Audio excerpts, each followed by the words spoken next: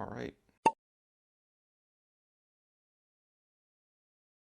So, as you see in the title of this video, yeah, I'm moving.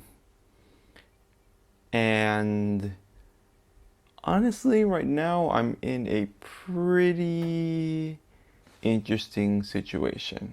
So, TLDR, I'm pretty much wrapping up my contract as an assistant language teacher here in Japan, and I will be trying to pursue a master's degree back in the US. With that, though, of course, there are a lot of trials with that, and I don't know. I mean, I've got a lot of stuff running through my head. I basically just have like 70 days left here in Japan, and you know, I found myself kind of in this situation where, we're pretty tight on budget. I have, a bit of second guessing doubts of whether or not this is the right move. And, I think doing a video like this might help somebody, I guess, someone who is thinking, hey, is the next step that I'm doing in life, is it the right one? You know? So in my case, I've pretty much been spending my time here getting experience related to my minor, right? My minor in college was teaching English as a second language, and my main degree is foreign languages in Spanish and Japanese. Now, if you ask me, is my Japanese level great or anything? No, definitely not. Um, sure, I can blame it to a lot of stuff, like I'm somebody who pretty much uh, is more inclined on the education system style of trying to motivate myself, Like, if I'm not doing it for a purpose, then why do I need to worry about it, or why do I need to focus on it? Um, but even with that, the major flaw that I found with myself is that a lot of schooling has always been, here's something, do it, throw it out the window, get the next thing and just keep on going, right? Pretty much like one ear in, one ear out. And it really makes things difficult, especially, I guess, in languages where, the whole thing is retention, retaining what you learn. And since I had a pretty rocky start in the whole language part, because I really do enjoy languages. Don't get me wrong. But that motivation is a really challenging one for myself, I guess. And having like no support system to keep on motivating me really puts me in, like, the situation that I am right now, where it's like, hey, you've been here for 2 years, and how is your level? Not that great. Did you study? At the beginning, not now. Feel even more discouraged. You might be asking, why is it the case? You're in Japan, you study Japanese. Wouldn't it be super easy to, make friends and stuff like that? Some sense, yeah. Other sense, no. You really can't walk up to somebody and just have a conversation. That's not how Japanese society works, really. And I fully am aware of that. So it makes it more challenging to kind of put myself out there to really make meaningful relationships uh, with Japanese people. Make friendships, make acquaintanceships, even though I do consider myself kind of like an omnivore um, person, I am like both an extrovert and an introvert, depending on situations. Um, but with that, knowing that this job really doesn't offer any way to climb up, like you will hit a ceiling at some point, which is unfortunate, really. Um, when it comes to being a TESOL, an ESOL kind of teacher, right? Unless you went to school to actually pursue a full-on degree and stuff like that, so you can kind of solidify yourself in a school or something. In reality, when you're doing that abroad, it's not that simple, and eventually time is ticking and you're just gonna go. So it makes it pretty hard to kind of find a nice foundation on what to do. And what usually most people do is like they pivot, they backtrack. Maybe some people that join this program, which is the JET program, um, maybe they're like science majors or other things, they'll just go back to that degree. But I think the benefits of this program is definitely experience. However, you know, I could have definitely taken like Peace Corps, for example, which has much more benefits after you finish your 2 years. And that really makes it more easier to transition. And you might be asking, why didn't you apply? I did apply. And because this was during the COVID time, their whole system was pretty much on fire trying to figure out how and when they were going to send people. So, pretty much in my case, 1 week before coming to Japan, because, JET offered their invitation first. So I said yes. And 1 week before coming to Japan, I get accepted into Peace Corps for Indonesia. And, you know, if it was me, like even at that time, I knew, technically speaking, there was more benefits to Peace Corps than the JET program.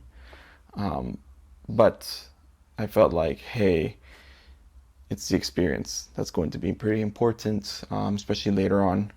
Something I can show, something I can prove, something I can even prove myself. Really work on my people skills. I think that's very important. Uh, and now I'm kind of in the dilemma where it's like I'm wanting to pivot my career, because I also knew that I didn't want to teach forever. I had like the small glimmer of hope that I was like, maybe it's something I really enjoy and then I could continue doing it.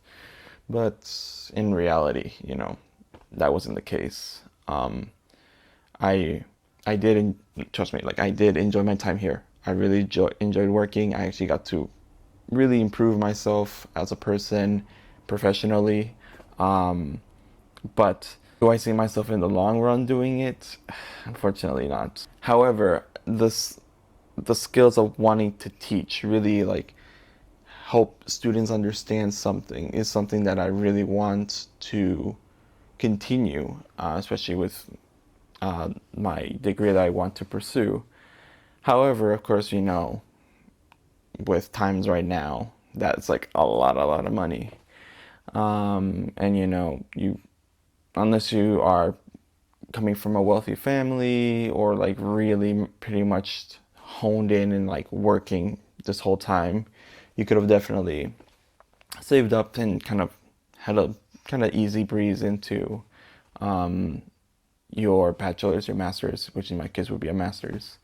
Um, but, you know, I've always pretty much started from zero. To make a long story short, pretty much, you know, I kind of was on my own since I was 15, right? And just had to do my thing, Sure, I had family support and I really do appreciate it, but the amount of support definitely wasn't enough for my ambitions in life. And so, I really kind of had to do things on my own, and having to move across the country to a state I've never been to in order to pursue college with pretty much no money. I was very thankful for my advisor, um, one of my advisors, who pretty much she saved me twice, from not being able to even finish like a year or 2 years in college, because I pretty much took the least amount of credits I could take, and then stayed and took classes during winter break, during Maymester. I'm not sure if I took one for during the summer, but I might have. Um, but pretty much it was just so I could stay on top, and like finish kind of around the same time as all my other peers. Um, and so now I find myself kind of in the same situation right now. I actually had a conversation with a friend earlier today, and we were talking about it, and he mentioned that maybe this isn't the best step for me. I'm putting myself into more debt on, a career that he deemed wouldn't really benefit me, especially because, it's all about making money, right? If you don't have money, how are you going to pay for your debt? And how are you going to sustain a family? And, how are you going to help others? Because I find myself in a situation where it's like, hey, I'm gonna have to do a lot of, penny pinching in order to just even leave Japan. So yeah, it's definitely an interesting process here. And you know, I I'm not one to be like, oh, please help me, I'm gonna do a GoFundMe, stuff like that. I'm like, no. Like I guess in some sense I have a little bit too much of ego, self pride in doing that. Um I try to ask for help usually as one of my last resorts. But, knowing now, I'm aware that there might be chances where I might need actual help. Um, and so I'm pretty much just stuck in this current situation where I'm like, is this something I want to do? Is this something I can do? He really mentions, he really brought out that question of like, how can you help somebody if you can't help yourself, right? First, which is a very fair and very valid argument, honestly. Um, but how I've always seen it, especially within my own family, it's kind of like you had to do many sacrifices in your own life just so you could reap the benefits of it later on. And you know, it it's a tricky one. It's definitely a tricky one at this time for me. I'm not sure what's my best course of action. I I have a meeting set up for talking with financial aid advisors, talking with my advisor as well, just because I really want to get other opinions from people. Be like, okay, logistically speaking, is this something that's worth it, right? To put myself in like this debt, is this something that um, is feasible? Will I reap good benefits of it? Because I know the school itself has a lot of prestige to it. It has really good connections, and I feel like, especially in the state that I'll be, there's definitely a lot of connections that I can make, a lot of networking that I can do in order to kind of pursue stuff. Um, but again, knowing that if I do like work study, I won't be able to really take the benefits of what I guess grad school would be, being able to do these internships, especially, unfortunately, unpaid internships, which are bogus to begin with. And, being able to enjoy, I guess, a bit more my 20s per se, because it's, for me, it was never always about, doing stuff to the point where I would like exhaust myself, because I know that's not healthy. It's not going to help. Like, I think I never once pulled an all-nighter in my undergrad, because I knew it was stupid. Like, why would I, fry my brain trying to study for something when what I could do is like actually get some rest, but just wake up earlier in the morning and get things done, kind of zero distractions, kind of, pull focus. So finding myself now in kind of this situation, I'm like, well, I can do that again, but, I'm already entering the latter stages of my life. And, these are the more crucial times to really focus on myself and setting a foundation. You know, I want to help my family. I want to help my parents, because they definitely don't live the best type of life right now. And, I definitely want to help them. But it's an interesting thing, Man, I feel like I want to get emotional, but like, that's why my voice is very low right now, because I know for sure it's just kind of like tauting itself. But yeah, I'm not sure really what I want to do. Like, I know that I would love to pursue the degree that I'm trying to pursue.